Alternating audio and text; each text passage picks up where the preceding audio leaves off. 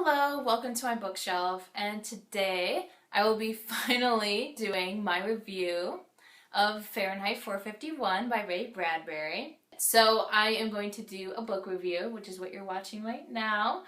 But I also want to do like a book chat video. It's basically going to delve more in depth into like the themes of the book and just everything that I wanted to say about the book that I haven't said yet already in this video, because this is just going to be the review. So I'm mainly just going to talk about what I liked and what I didn't like about this book. Okay, so that all being said, let's delve into Fahrenheit 451 by Ray Bradbury. This was originally published in 1951. I guess I'll just jump in and give you guys a synopsis of the book. So if you have not read this book, I will just kind of give you a little overview. Basically, we are following this man named Guy Montag. He is a fireman, and in this society, firemen don't put out fires, they start them. And they specifically start fires to burn books, because books are not allowed in this society. But that's really only the tip of the iceberg when it comes to all the craziness that the society has. Basically, this society doesn't want anyone to have any kind of media that has any kind of substance to it or any kind of meaning behind it. They do have lots of TV shows / movies that they watch and entertain themselves with, but they're all very surface level, and they're basically just mindless entertainment. And that's really what all people consume on a regular basis.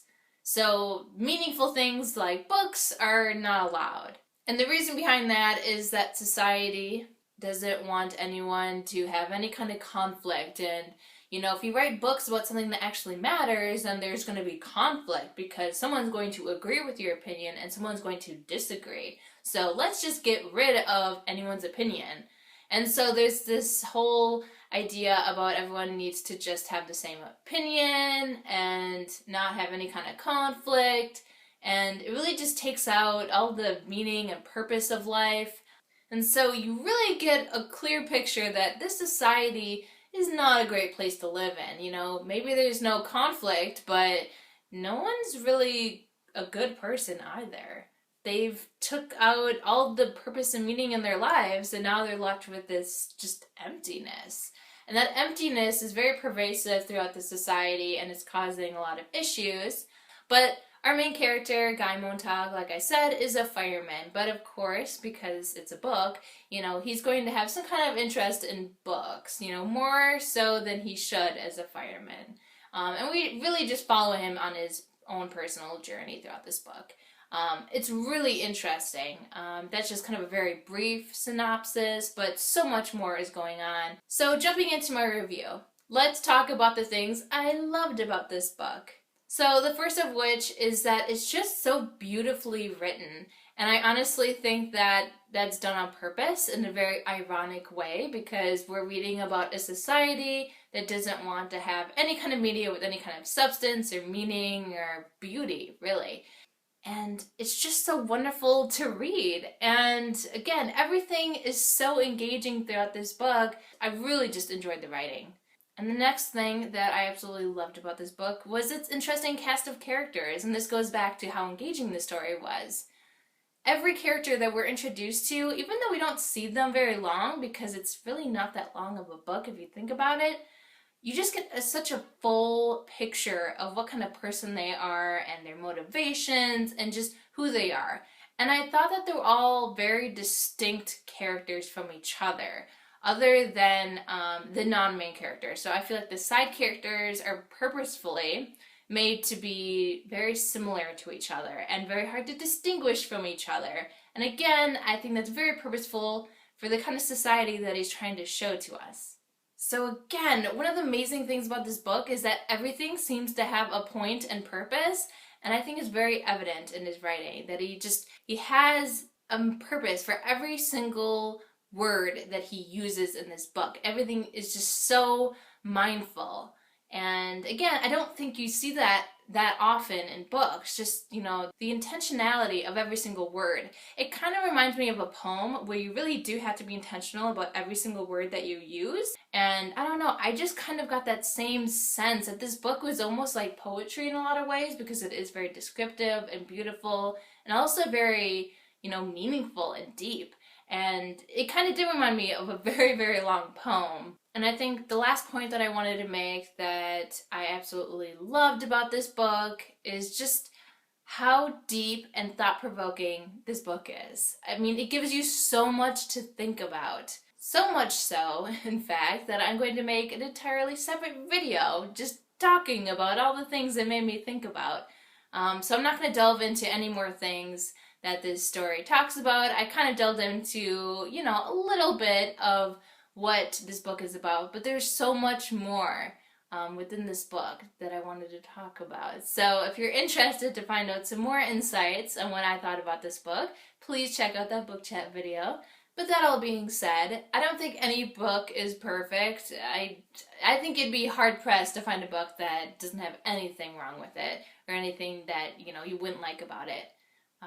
So without nitpicking too much, I did want to talk about one thing in particular that I didn't like.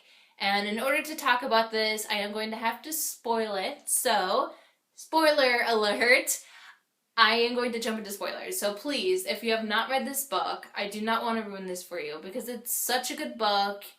I'm just going to tell you right now, just read this book. It's worth it, and it's so important for our society today to read this book. I honestly believe that with all my heart.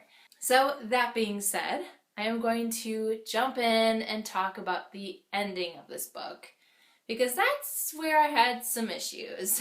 I guess the first thing I want to mention is just how sudden the ending was for me, and I do realize that part of this is because I was not aware that my edition was so tricky.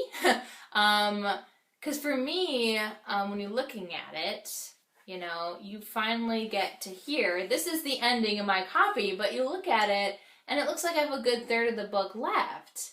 But it's a lie. It's all a lie, and I didn't know that. And so I'm reading it, and I'm like, geez, I mean, we have so much more to go, but it seems like it's starting to wrap up. I was like really confused, and then it just ended, and I was like, what? And so I just was not satisfied with the ending, and I do realize part of it is because my own expectations of it, you know, having a lot more pages left.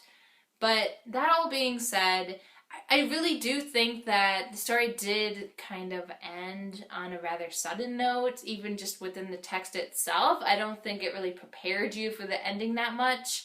You could sense that it was coming, and I did notice that. So before it ended, I did realize that it was about to end in a few pages, you know, because I could get that sense from it, but at the same time, it did seem kind of sudden.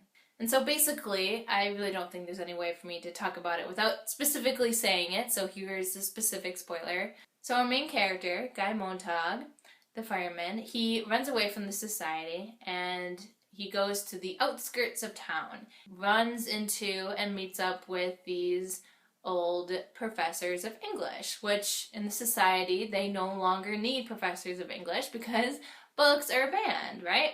So these professors are out of a job, but they also, I mean, they get it. They understand that books are important, but obviously they're outcast for these beliefs. And so they've kind of been like run out of town as well. So they've banded together, and Montag ends up meeting up with them on purpose. He's looking for them. Montag is hoping that these group of professors have some kind of solution to this problem of the society. He meets up with them, and he meets their leader, and his name is Granger, which I thought was fantastic, by the way, that, you know, he's the leader, he's the professor, and, you know, he loves books. It's just wonderful. But anyway, Granger is explaining his plan, and it's not really a good plan, at least to me. You can let me know what you think. So these professors, they have gotten rid of all their physical copies of books because it's dangerous. You know, if anyone catches them with physical copies of books, they could get in huge trouble. And so this next part's going to be kind of weird to explain because I just didn't fully get it. So my understanding was they were able to get rid of these books because they had read the books before, and because they read it, even once, that means they now have memorized the book and now basically are the book in human form. You know, they can recite it to you if need be. And so there's no need for a physical copy because, you know, Professor Jones here knows Shakespeare, so he's our Shakespeare for you. And to me, I just felt kind of strange about it because that's not how it works. They did mention that one of the people among them was really good at helping you remember a book that you read just once. It just seemed very bizarre to me. It made me just doubt their plan even more because then, you know, that's not the only part of the plan. The next part of the plan is let's just wait in the background, not do anything. We're just gonna sit on the edge of society, you know, have kids, teach our kids these books so they can keep passing this on, you know, as long as they need to. And then, you know, when society inevitably, you know, destroys itself, we can kind of wander in, pick up the pieces, and if they're ready, we can, you know, share books with them. That's the big plan. I guess my problem with this plan is that it wasn't proactive in any way. It was just like, well, this society sucks, we can't change it, let's just wait for it to be completely wiped out, and then we can like build a new one that likes books again. I don't know, I can't get behind a plan that's just about, you know, hoping that other people get destroyed so that we can make a better society. That just sounds horrible to me, honestly. And not really a good message, to be honest. And the rest of this book, I think, had a lot of really interesting points, a lot of really interesting messages that I could get behind and agree with. But then, like, the solution at the end of the book just didn't really jive with the rest of this book. It wasn't as thoughtful or planned out like the other ones. And I was just kind of disappointed. It would have been nice if we had some kind of call to action, you know, like, ooh, these are things that we could actually do in our society today because, you know, we can see hints of this coming. So what can we do to prevent this from happening or to kind of, you know, make some kind of change in society? It just was not satisfying to me as an ending at all. That aside, I will say that even though Granger's plan was not very intelligent to me, but Granger does leave us with some really interesting things to think about.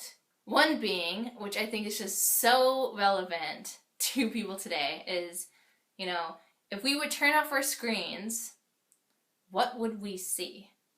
I mean, that just, like, when I read that, it just, like, hit home for me. It makes you stop and think, like, would I even, like, recognize myself in these screens? You know, I'm constantly looking into the screen and not, like, at the screen to see my reflection, you know. Would I even be able to, like, recognize the world around me? Because I've just been ignoring it this whole time because I'm just so focused on the screen and not the people that I'm with or any of that. So even though his plan was stupid in my opinion, I still think that the book was really good overall, and it still left us with a lot of really interesting questions and a lot of really interesting thoughts.